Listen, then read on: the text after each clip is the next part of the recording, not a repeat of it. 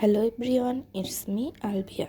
এটা একটা কাল্পনিক বিএল অনশট, সো প্লিজ কেউ এটাকে সিরিয়াসলি নেবেন না। तेरे करीब जो होने लगा हूँ तो टूटे सारे भरम रे सनम रे सनम रे तुम्हें। সাউথ কোরিয়ার আন্ডারওয়ার্ল্ডে দুই নাম সবচেয়ে বেশি শোনা যায়, একটা কিম গ্রুপ আর একটা জংহসো গ্রুপ। বছরের পর বছর শত্রুতা, বন্দুক, বিশ্বাসঘাতকতা আর রক্তের ইতিহাস। কিম গ্রুপের ছেলে কিম তায়ং বাইরে থেকে সাধারণ বিশ্ববিদ্যালয়ের ছাত্র, ভেতরে বাবার ব্যবসা, সব হিসাব তার মাথায়। জিওন সিন্ডিকেটের উত্তরাধিকারী জিওন জাংকুক, ঠান্ডা চোখ, কম কথা, কিন্তু ভয়ঙ্কর সিদ্ধান্ত নেওয়ার ক্ষমতা। কিম কোম্পানির সিও কিম নামজনের অ্যাসিস্ট্যান্ট হচ্ছে কাই, আর জংহসো গ্রুপের সিও এর অ্যাসিস্ট্যান্ট হচ্ছে বোগম। তবে তারা দুইজন শত্রু হলেও তাদের উদ্দেশ্য একই, দেশের সেবা করা। তারা সবসময় খারাপ কাজগুলো যারা করে তাদেরকে ধরে মেরে ফেলে, তো তারা যখন একে অপরের মুখোমুখি হয় তখন নিজেদের মধ্যেই যুদ্ধটা বাজিয়ে দেয়। এতে সাধারণ মানুষের অনেক ক্ষয়ক্ষতি হয়। তাই তারা চাচ্ছে এই যুদ্ধ নিজেদের মধ্যে থামাতে। তারা একটা সমঝোতার পথ খুঁজতে চায়। জুন সাহেব তার অ্যাসিস্ট্যান্ট কাইকে বলে তিকে কল করার জন্য এবং তার সাথে এক্ষুনি সাক্ষাৎ করার জন্য।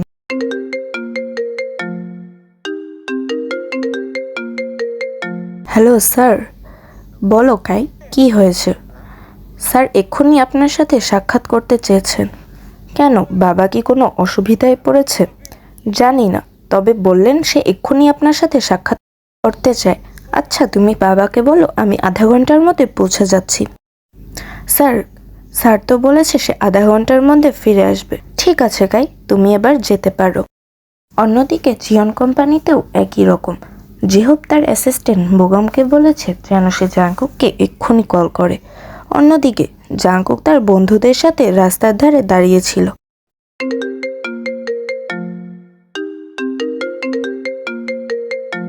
হ্যালো জাংকুক স্যার, স্যার তো আপনার সাথে দেখা করতে চেয়েছে, আপনি কি আসতে পারবেন? হ্যাঁ, আমি এখন ফ্রি আছি। বাবাকে বলো আমি কিছুক্ষণের মধ্যেই চলে আসব। কিম কোম্পানিতে মিস্টার নামজুন তার ছেলে রি এর জন্য অপেক্ষা করছে। টিপ, বাবা আসতে পারি? হ্যাঁ এসো। বাবা, তোমার কি কোনো দরকার ছিল? তুমি তাড়াতাড়ি তৈরি হয়ে নাও, আমার সাথে এক জায়গায় যেতে হবে। কোথায় যাব বাবা? বললাম তো চলো, তারপর দেখবি কোথায় যাচ্ছি। ঠিক আছে চলো। কাই, তাড়াতাড়ি গাড়ি বের করো। জি স্যার, এক্ষুনি বের করছি। কাই গাড়ি বের করলে নামজুন সাহেব এবং তে দুজনেই গাড়িতে উঠে বসে। ততপর গাড়ি চালু করে। তারা একটা হোটেলের সামনে এসে দাঁড়ায়। তি এবং নামজুন সাহেব গাড়ি থেকে নেমে দাঁড়ায় এবং তারা হোটেলের ভিতরে গিয়ে নির্দিষ্ট তাদের বুকিং করা একটা টেবিলে বসে পড়ে এবং তারা কারো আসার জন্য অপেক্ষা করতে থাকে। অন্যদিকে জিহোপ তার ছেলে জাংকুককে নিয়ে বেরিয়ে পড়েছে অনেক আগেই। তারা জ্যামে আটকে আছে। ততপর জ্যাম খুললে তারা চলে আসে একটা হোটেল। জিহোপ সাহেব এবং জাংকুক দুইজনেই গাড়ি থেকে নেমে দাঁড়ায়, কিন্তু তখনই জাংকুকের একটা কল চলে আসে। জাংকুক, বাবা তুমি ভেতরে যাও, আমি কিছুক্ষণ পরে আসতেছি। ঠিক আছে, তবে তুমি তাড়াতাড়ি চলে আসো, এটা কিন্তু খুব ইম্পর্ট্যান্ট একটা মিটিং। ঠিক আছে, তুমি যাও। জিহোপ মশাই চলে গেলেন। সে গিয়ে সোজা কিম নামজুনের টেবিলে তার মুখোমুখি হয়ে বসে পড়লেন। দেখে কিছুটা অবাক হয়, কারণ সে আজ প্রথমবারই তার Hey বাবা এবং everyone, it's জিহোপকে Nezuko. একসাথে Today was a মুখোমুখি really হয়ে nice day. বসতে I helped দেখেছে। Tanjiro clean up the shop তখনই this morning. সেখানে Then we এন্ট্রি trained হলো a little and জাংকুকের। पल खा के कुछ लहरा के हिरनी जैसी चलती है, पल में तोला पल में मासा कितने रंग बदलती। জাংকুকের হাঁটার স্টাইল দেখে তি ওয়ান কাইন্ড অফ ফিদা। সে তার দিকে এক নজরে তাকিয়ে আছে। অন্যদিকে জাংকুকও তের দিকে এক নজরে তাকিয়ে আছে। তবে তারা উভয়ই জানে যে তারা তাদের শত্রুর ছেলে। জাংকুক গিয়ে তার বাবার পাশের সিটে বসে পড়ল। তখনই জিহোপ বলা শুরু করলো, কেমন আছো নামজুন? এই তো ভালো। তুমি কেমন আছো? আলহামদুলিল্লাহ ভালো আছি। তবে আজ যার জন্য এসেছি তুমি তা নিশ্চয়ই জানো। নামজুন প্রতিউত্তরে বললেন, অবশ্যই, কেন জানবো না? আমাদের এই দুইজনের যুদ্ধের জন্য না জানি কত অসহায় লোকের প্রাণ গেছে। এর জন্যই তো আজকে আমরা এখানে সমঝোতা করতে এসেছি। তে এবং জাঙ্কুক কিছুই বুঝতে না পেরে তাদের বাবার দিকে তাকালো। তখনই তের বাবা বলে উঠল যে আমরা চাই তোমাদের দুজনের বিয়ে হোক। তখনই তে টেবিলে হাত মেরে বলল, আমি কোনো সমঝোতার সাইনবোর্ড না। ততপর তি সহ বাকি সবাই জাঙ্কুকের দিকে তাকালো, কিন্তু জাঙ্কুকের সেদিকে কোনো ভ্রুক্ষেপই নেই, কারণ সে তো তেকে দেখতে ব্যস্ত। সে মনে মনে ভাবছে, আইস, এই কি আমার ওয়াইফ হবে? তাহলে তো আমার জন্য ভালোই হবে। কি সুন্দর আর সেক্সি অ্যান্ড হট। ইস, ধুরো, আমার মাথায় কি না যে কি ঘুরছে। জেহব সাহেব জাঙ্কুককে ডেকে উঠল। তৎক্ষণাৎই জাঙ্কুকের হুঁশ ফিরে এলো আর সে নিজেই লজ্জা পেয়ে গেল কিছুটা। ততপর জেহব সাহেব বলতে থাকলো, কিরে, তোর কি মতামত? জাঙ্কুক তখন বলল, কিন্তু এই চুক্তি ভাঙলে রক্ত আবার ঝরবে। তাদের সম্মতিতেই খবর ছড়িয়ে পড়ল, মাফিয়া জোটের বিয়ে। সারা শহর জুড়ে একটা আলাদা রকমই জাঁকজমকের ব্যবস্থা করা হয়েছে।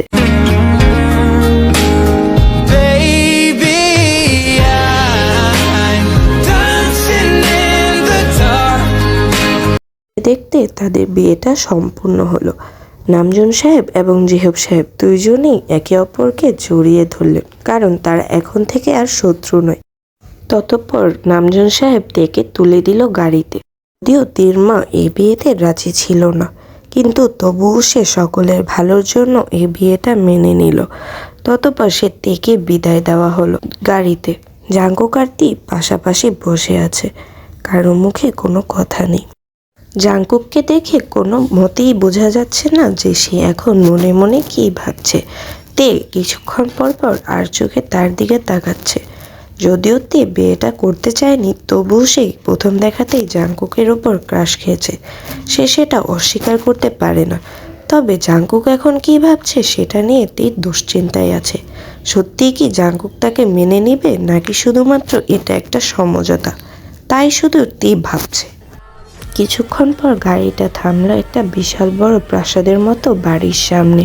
তি দেখে কিছুটা অবাক। সত্যিই কি এত সুন্দর বাড়ি হয়? না, তাদের বাড়ির চেয়ে বড় নয়, তবে সামনের দিক থেকে বাড়িটা দেখতে বেশ সুন্দর লাগছে। তির বেশ পছন্দ হচ্ছে। জাঙ্কুক তাকে পাশ থেকে ডেকে বলল, তোমার কি বাড়িটা পছন্দ হয়েছে? তে সহসা মাথা নাড়ালো। ওরা দুজন গাড়ি থেকে নেমে দাঁড়ালো। বাড়ির গেটের সামনে যেতেই আয়ু এসে দ্রুত দরজা খুলে দিল। সে তেকে দেখে ভীষণ খুশি, কারণ তার ভাষ্যমতে তে দেখতে অনেক সুদর্শন একজন পুরুষ। যদিও তার ছেলে কিছু কম নয়, তবু তার কাছে তেকে অনেক ভালো লেগেছে।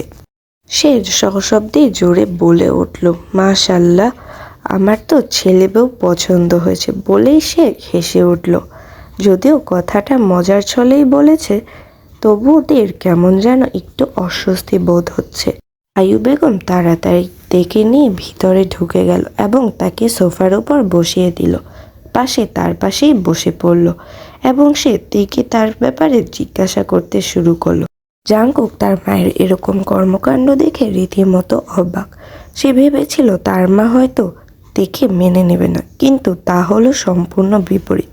তার মা উল্টো আরও তেকে নিয়েই বেশি পড়ে গেছে। সে যে দাঁড়িয়ে আছে সেদিকে তার মায়ের কোনো ধ্যানই নেই।